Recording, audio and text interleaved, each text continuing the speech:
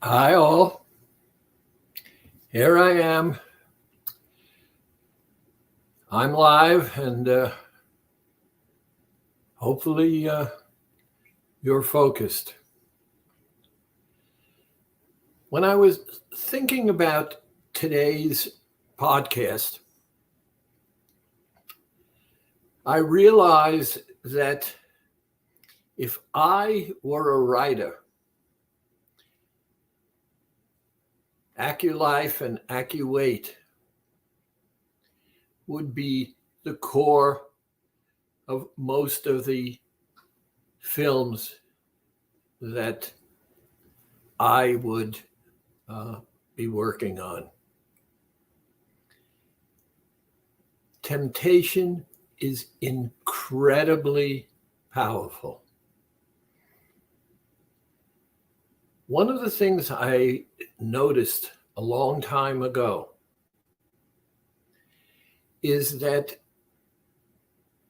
pretty much everything has some sort of drive or temptation behind it. And that temptation is incredibly powerful. In many situations, it controls our lives. One of the other things that I found, and it's throughout the universe, and I notice it very, very often with regard to the structure of our program. And that is,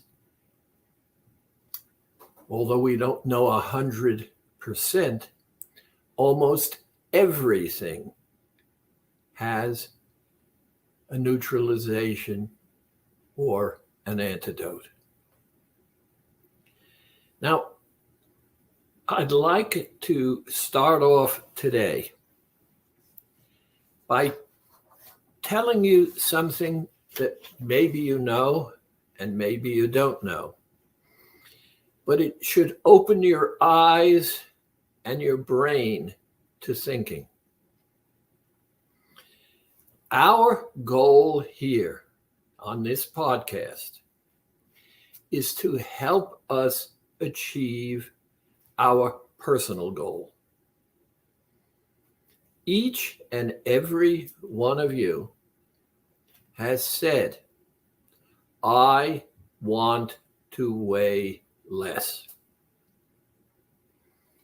And I have said to you that I thought it was incredibly important that you accept that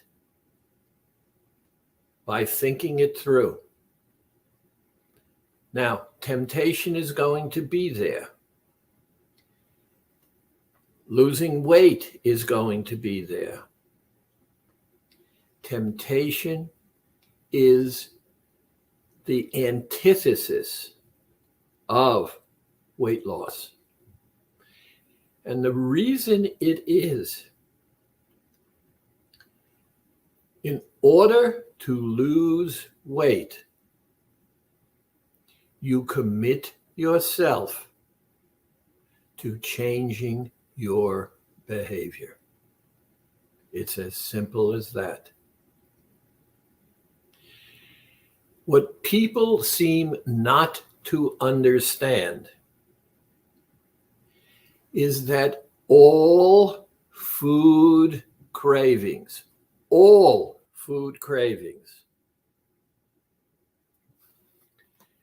have inherently in them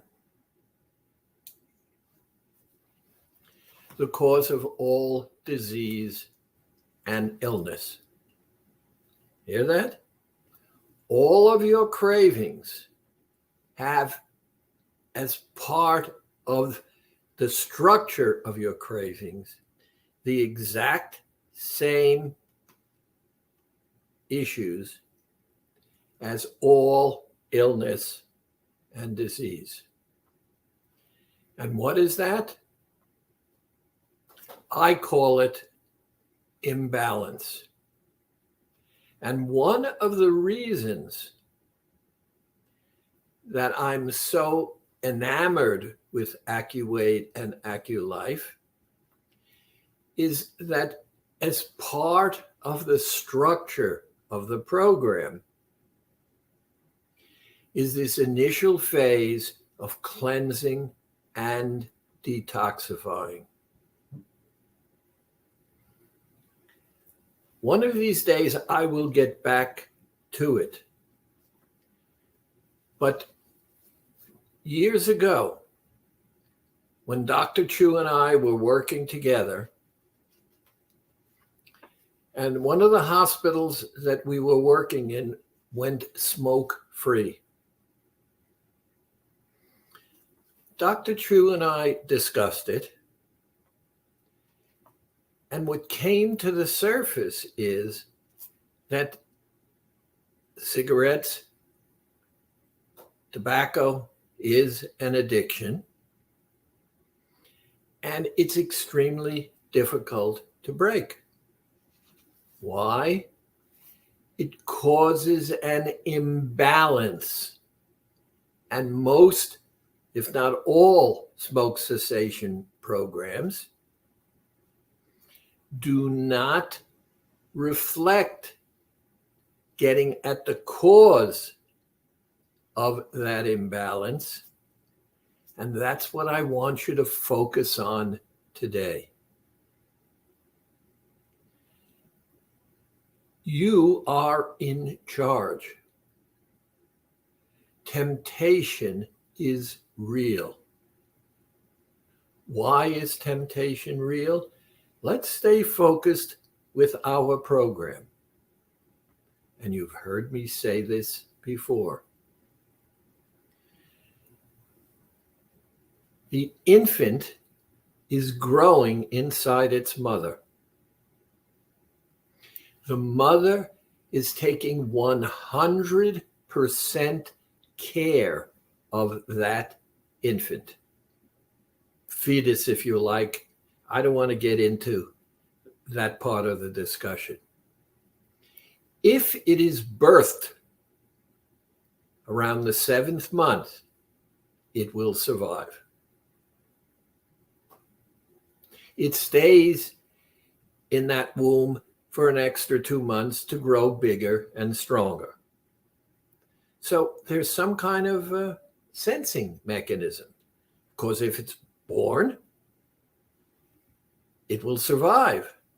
Now, what that sensing mechanism is, I don't know, but it must be pretty darn comfortable in that womb, because it is being 100% cared for. And for those women out there, you're the one who's providing that comfort. That entity cannot survive until you have agreed to do everything for it. Now, let's take that a step forward so that we can truly understand. And this is important. The mother takes 100% care, and that entity grows and develops. It's the 9th month.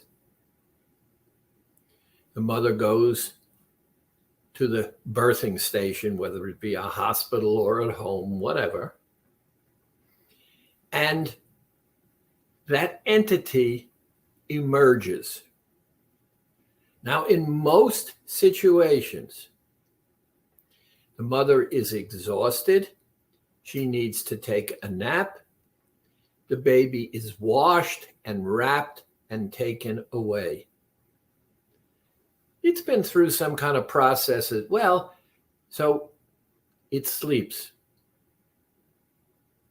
A period of time later, the mother is awakened for whatever. The child is brought back. The mother and the child meet. Everything is good. And now what we're dealing with begins. The child begins to fuss.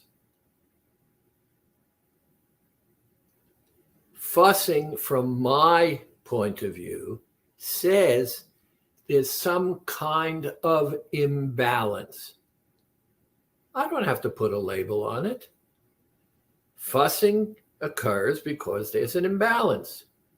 You have your idea, she has her idea, they have their ideas. Everybody has an idea as to what the fussing is about. In most situations, the mother takes a breast or a bottle and nourishes that baby. So within the first few hours of life, two words come together: comfort and food. They are inextricable. They cannot be taken apart. Every single one of you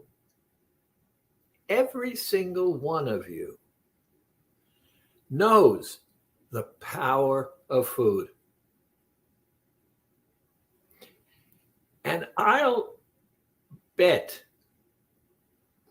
that over 90% of you struggle with temptation at the same time as you make the decision to lose weight. So that temptation is there because it keeps you alive. You're tempted, you take food, comfort. And at the same time, you've made a decision that is going to make you uncomfortable. So we have to start out accepting one thing. I have temptation and I have weight loss. They're at counter purposes. Therefore, I have to agree, if I'm going to achieve my goal, that I'm going to have to deal with temptation, because temptation is going to arise. No question about it. There it is.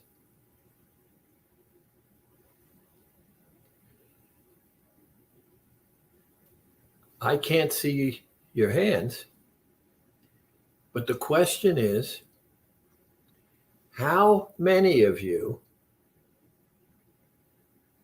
can withstand temptation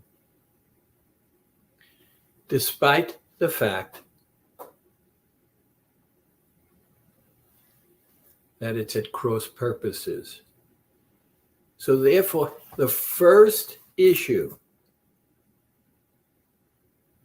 and think about it right now, the first issue is temptation is there. Weight loss is there. They're both on the table. They're both calling you. Temptation, weight loss. Temptation, weight loss. You're in charge of you. But we know the power of temptation. And we know how many times in your lifetime you've had this thought, but the issue of temptation pounds at you and pounds at you. Remember It's not in your conscious mind. But how does it feel to be held close?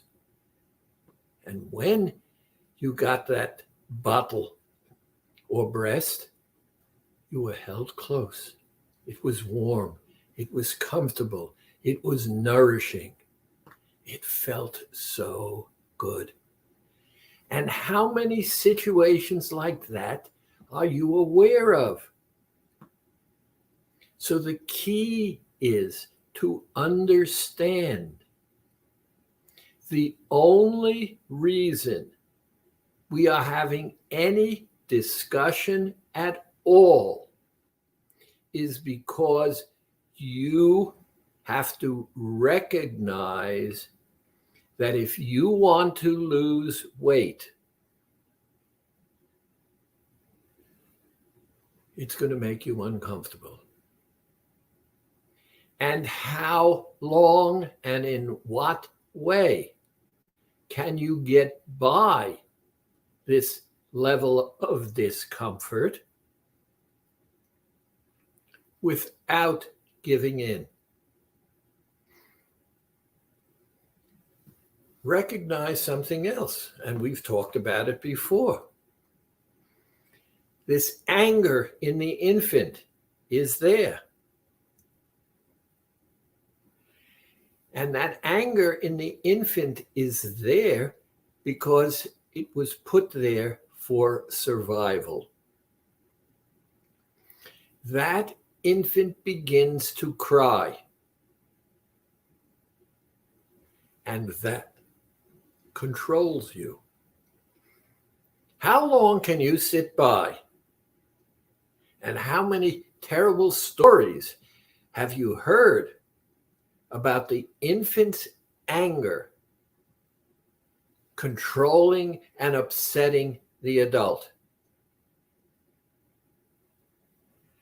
And the reason is that infant has no other means of protecting itself. So the anger is there for survival. Well, we've also talked about that voice. And I've connected that voice for you to your child self. Now remember, the issue of child self has been explored already. We've agreed. You have never seen an adult truly having fun. And in the process of having fun, that adult, in all cases, and I mean fun, never occurred unless that adult was behaving as a child. And that child behaves the way it does because that's how it survives. That's how it controls. So we have two issues. One, the power of food and comfort. The issue of control. And this is the important thing, how it feels when you are fed, when food comes in. Think of so many activities, and whether it's a center or not, almost everything that we do, we go to the movies, either before the movies, before the pandemic, or after the movie, we go out. We're getting together. We have food.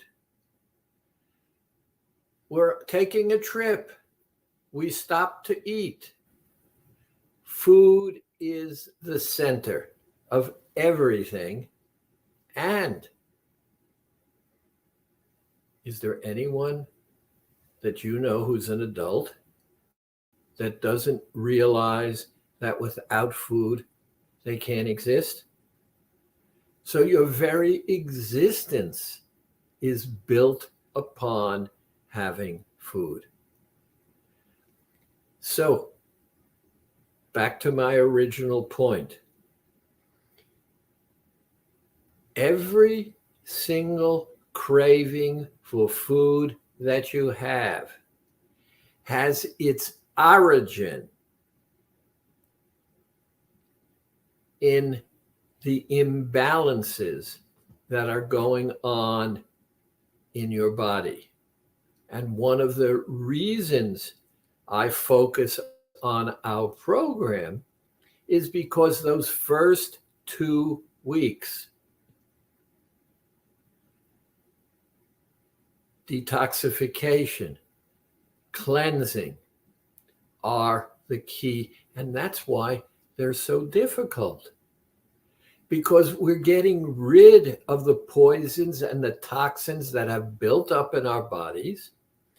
And the reason you want to do the program, and it's the core of everything, there may be other aspects to it, is your extra weight is impacting in some way on your life, and you're not happy about that. So the battle begins the day that you are born. Now, imbalance. In our modern society, with all of the processed foods and everything that's going on, it's no wonder, especially with speed, and everybody wants to get there first, to be there, because it takes time and whatever. That's why fast food places are so popular. It's a quickie. It gives you comfort. And in many of them, maybe all of them, I don't know, the food that you're given is not balanced.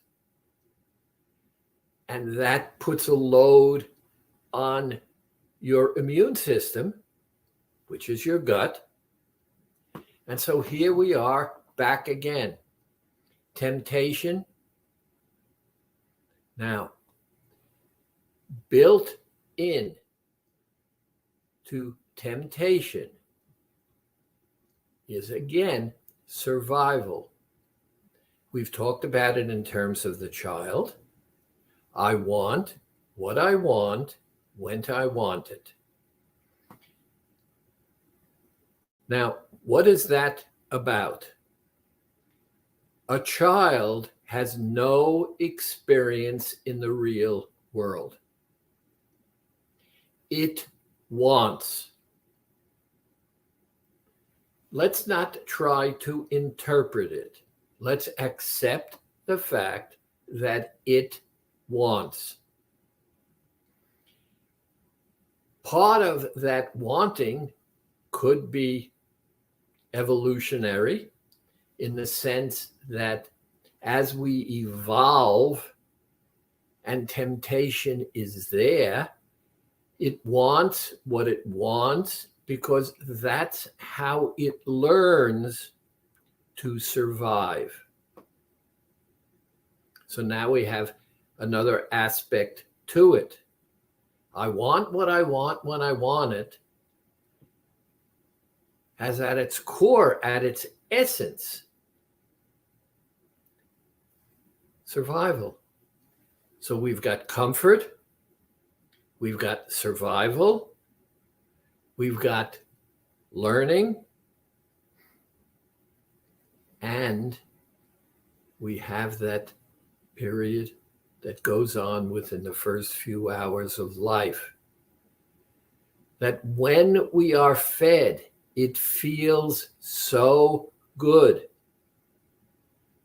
And one of the things that it does, at least in my mind, is to offset the trauma of birth.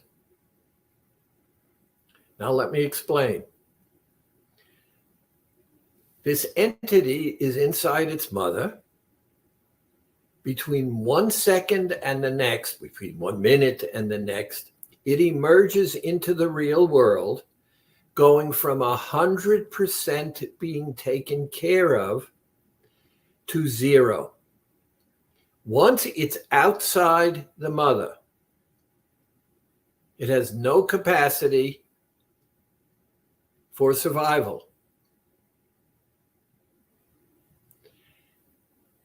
And since in my mind there's this what I call sensing mechanism, because if we were birthed in the 7th month it would survive, it realizes in some way that I can't explain.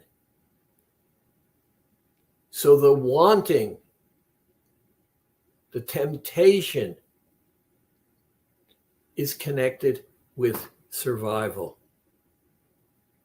I want what I want when I want it. And remember, in the child, the moment you give in to the wanting, it's over until it wants something else, or it wants more. And therefore, this conflict we have needs to be understood, because it's real and it's healthy. Without it, we would not survive. Not only that, if we take weight loss out of the equation, if it were not in existence, would food be a problem? Now, you can bring in words like health, etc., but we're dealing with health and those other kinds of things in the realm of a person being overweight. So the issue of food for us is, again, only an issue because we choose to do something to weigh less. Now, hear me. To do something to weigh less because of what? You made a decision.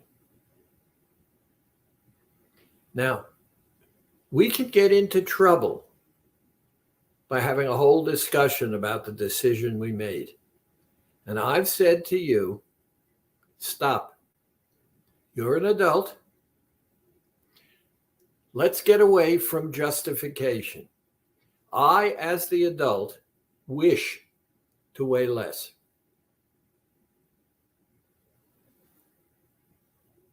I wish, as an adult, to go for a walk.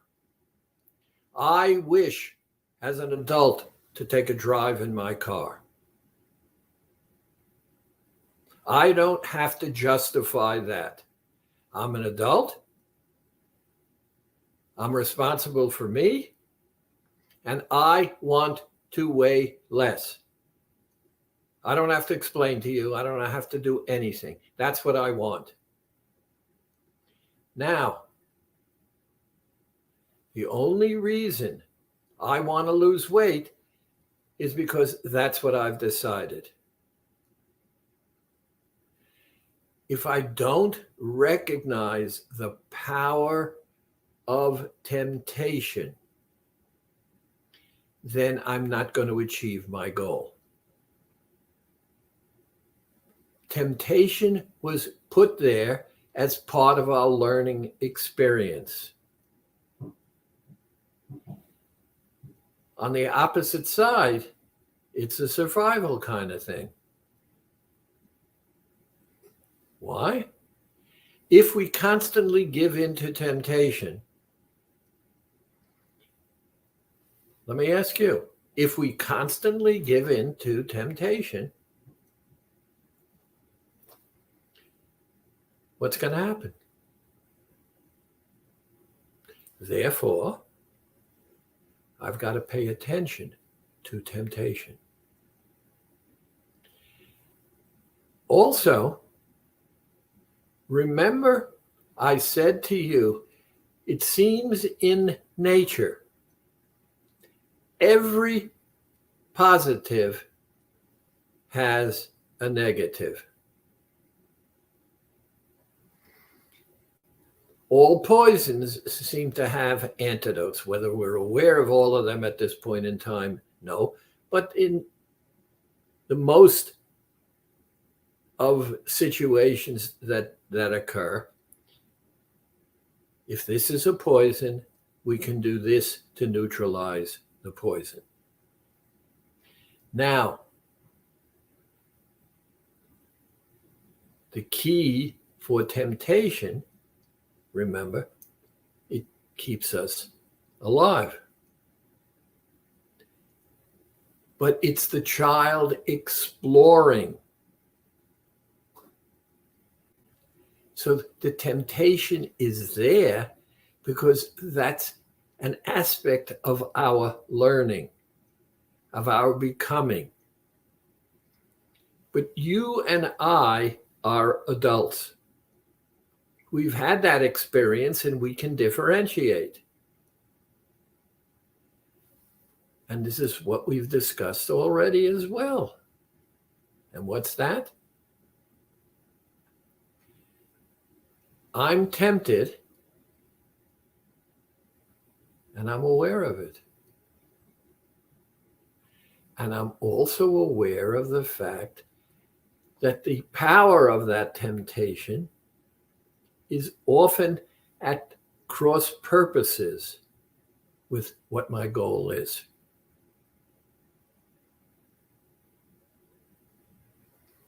The key here then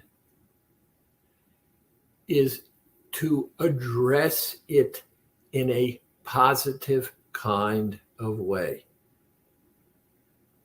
So let's talk about the first way.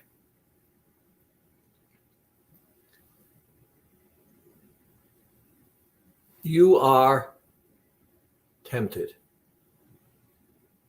Think of any situation where temptation is a part. And now let's think about this. We want to lose weight and temptation is there. Who and what and why it's there is irrelevant at this point. The only relevancy is I want, where it came from, what it's all about. And now we have to make a decision. Accept the fact that that temptation is real for you with not regard for anything else. I want it, and it's powerful. Over here, you're thinking it's going to interfere with my goal, which was to weigh less. The underlying pieces that I've shared with you so far saying that this wanting in part has to do with the fact that there are imbalances within the body. And those imbalances are the same imbalances of not just I want, but the ones that cause disease and illness. You're not diseased and ill unless there's an imbalance inside your body. So, question number one, and ask it, which do I want more? Do I want this temptation? And you do. Do I want this temptation? Do I want to lose weight? Which one, and you're the adult, Which one do I want more? Now let's keep it easy for a minute. You're here, so I'm going to assume that you want to lose weight more than you want the temptation. Part two, you also know that the temptation is not going away. Whether it's now, 5 minutes from now, an hour from now, a day from now, that temptation is not going away. You also know that because that temptation is totally persistent, it will not go away. I want, maybe there's a quiet period in between. I want, but it will come back until it is satisfied. And you also know, based upon historical issues, that whether it's immediate or down the road, you're going to give in. And let's not talk about the fact that many of you are upset and disappointed in yourself and whatever. Just put that aside for now. You know you're going to give in. And therefore, if you're going to succeed, you must not be passive. You have to be proactive. Now, as a psychologist, I've learned that you have the answer. And when you find the answer, your behavior changes. Now, your behavior is to give in, and you want to change that behavior. Now, the first thing we know is that you give in. And one of the wonderful things about being an adult and capable of rationalizing and thinking is it wants give in. Those are connected. Therefore, we developed what I have called the magic protocol because it does exactly that. You're giving in, but you're not giving in the way that habit was formed. I want. Okay? Temptation. You want. Now, is it necessarily the food, or is it meeting that construct of I want? So the first thing you do is you give in a healthy manner by giving in with something that neutralizes the temptation. It's a behavior. That's all it is. And if we didn't want to lose weight, it's not an issue at all. So it's only an issue because we want something that's in conflict with this temptation. And the more I do it, when I do it again and again and again and again, I'm creating a new pathway for myself, a new habit. And that's what's so terrific. The key then is understanding that all of these pieces that we've been putting together are directed at creating a lifestyle that more appropriately fits what makes you like getting up in the morning, with a you that is happy getting up in the morning, because these pieces of yourself are melding together in some new entity that likes being what it is. And I've said to you many times, and you're all aware of it, when you get up in the morning, if you're happy with yourself, your outlook on the day is positive. When you get up in the morning and you're not happy with yourself, you will try different kinds of things to create an atmosphere that you will be happier with yourself, but you're dealing with symptoms. You're not dealing with the cause. And the cause is the imbalance. So that if we rebalance, then temptation is not an issue. We're focusing on weight loss. It applies to almost everything in our lives.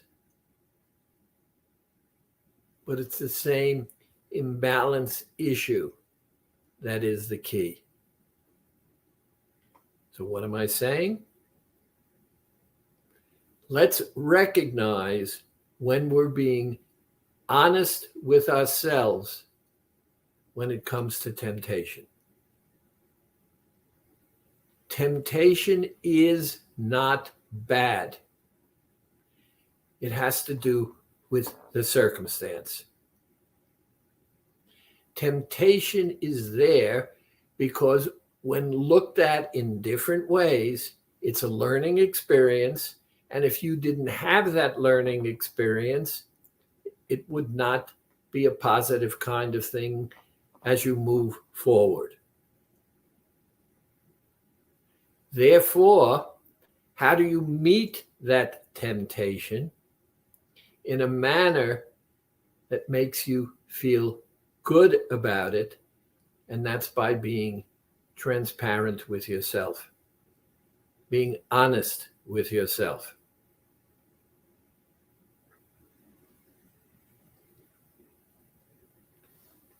I want to go to some questions now.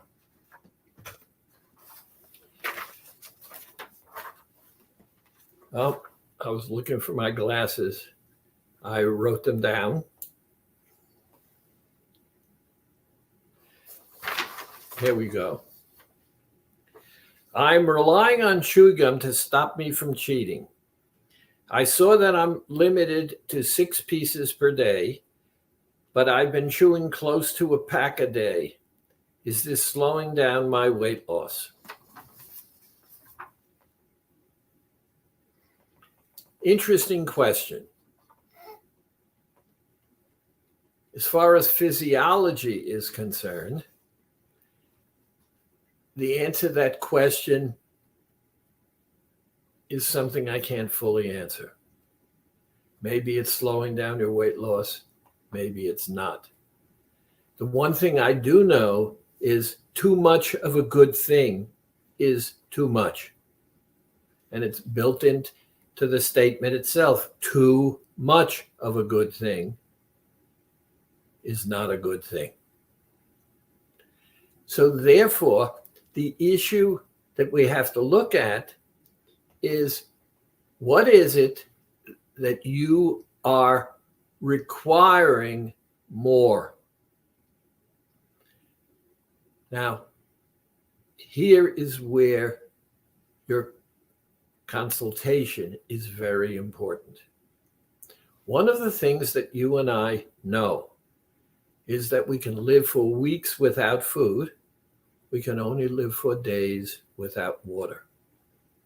Putting something in your mouth and chewing on it gives you the illusion of giving yourself something. And we also know that chewing and activities like shaking out,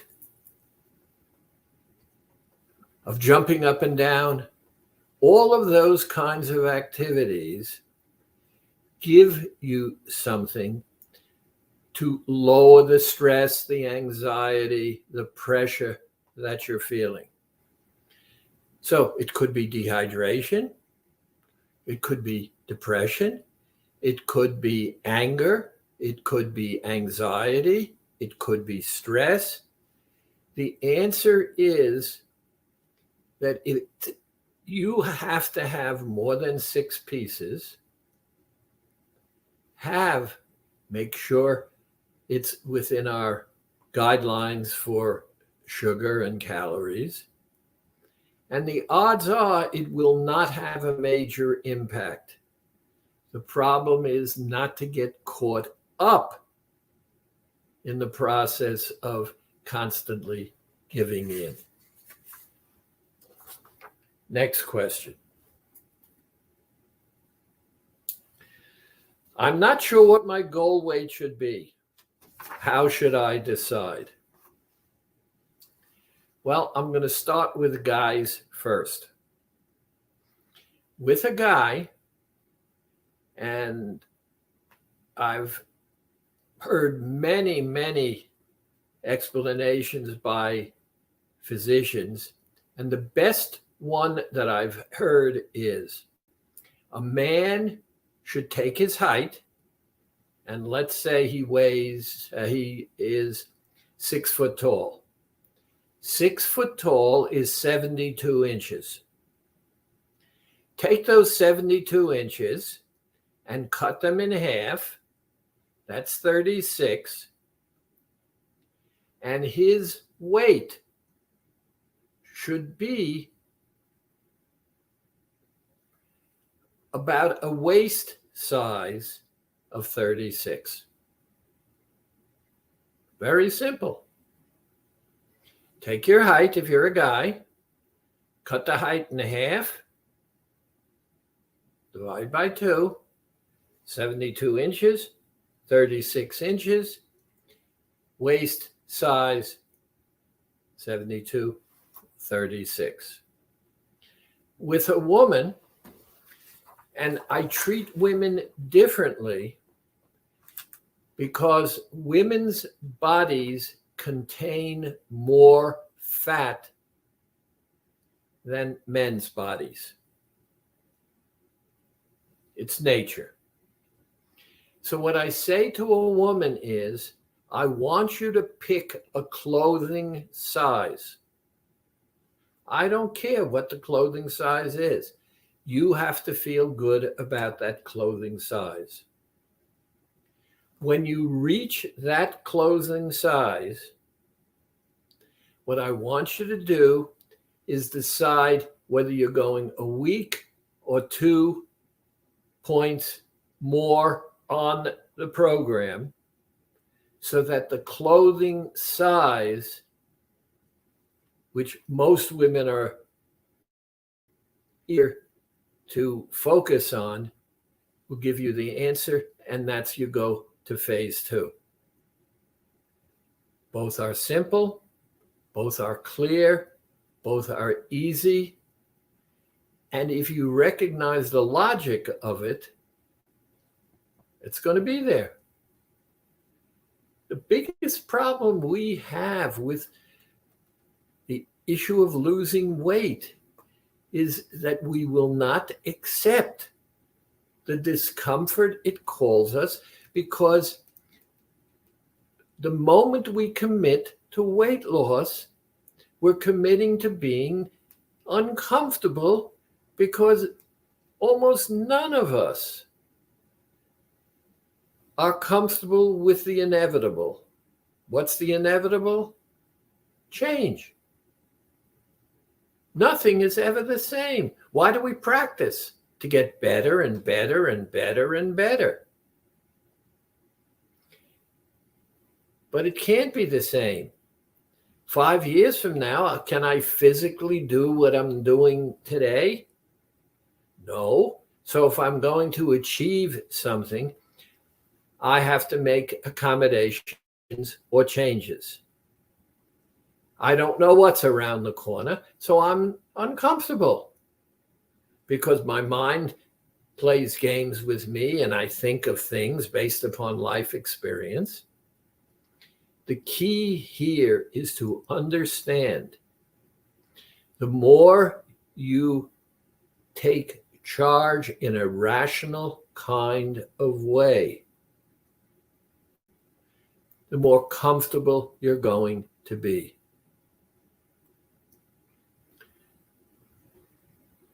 And yes, I come back time and time and time again to making me the most important person in my life. I didn't say I'm the most important person. For me, I'm the most important person for me. And when I am the me that I like, when I recognize I'm doing the kinds of things that make me feel good about me, and I heard someone out there saying, well, what about the evil inclination? The evil inclination is going to be there all the time. You think I don't know when I'm duping myself and when I'm saying something that's not valid? When I truly like me, it alters my behavior towards you. How? Very simply. If I need to act towards you in some unethical manner, I'm aware of it. If I feel good when I act unethically, I'm aware of it. But psychically, I can't care about myself. I can't be happy with myself. And that's why sociopathy is a disease. A sociopath has found a way of knowing that it's wrong and rationalizing it in a manner that it doesn't make a difference. When we're in tune, I'm going to act towards you in a more positive kind of way because I need to be happy with me. And if you won't let me behave towards you in a more positive manner, I'm going to recognize it. And that's going to make me feel good as well. And the reason it's going to make me feel good is because I was conscious of what it is that I was doing.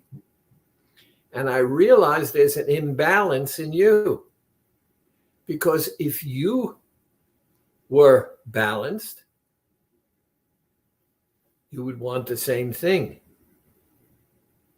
Because remember, I'm going back again to my thesis that all cravings are based upon exactly the same thing. That all illness and disease is based on, and that's imbalances.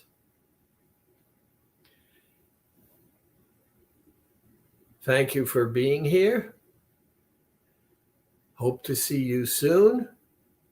And any questions or comments will be gladly accept it. And any question that you ask me will be responded to as best I can. Thanks for giving me your time. Take care.